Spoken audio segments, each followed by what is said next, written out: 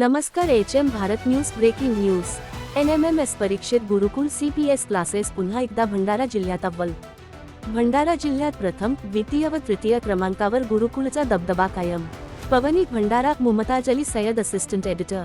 महाराष्ट्र राज्य परीक्षा परिषदेतर्फे सन 2025 मध्ये घेण्यात आलेल्या राष्ट्रीय आर्थिक दुर्बल घटक विद्यार्थ्यांसाठीच्या NMMS शिष्यवृत्ती परीक्षेचा निकाल नुकताच जाहीर झाला असून पवनी येथील गुरुकुल CPS क्लासेसने यंदाही नेत्रदीपक यश संपादन करत भंडारा जिल्ह्यात आपला दबदबा कायम ठेवला आहे.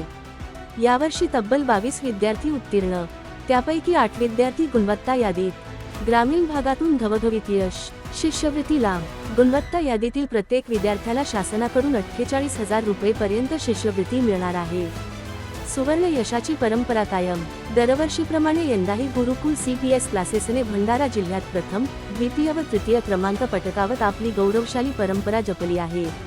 मागील वर्षी सुद्धा गुरुकुल CPS क्लासेसचा विद्यार्थ्यांनी NMMS परीक्षेत भंडारा जिल्ह्यात प्रथम व द्वितीय स्थान पटकावले होते. गुणवंत विद्यार्थ्यांची यादी. श्रेयशी विवेक चव्हाण जिल्ह्यात प्रथम, ओम पृथ्वीराज बावनकर जिल्ह्यात द्वितीय, उन्नती भोजराज पडोळे जिल्ह्यात तृतीय.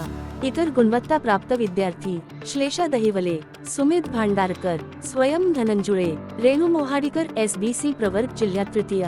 अमन अंबादे. यशामागील रहस्य: विद्यार्थ्यांची मेहनत, पालकांचे सहकार्य आणि गुरुकुल CPS क्लासेसचे अनुभवी मार्गदर्शन यामुळे हे उज्ज्वल यश शक्य झाले आहे.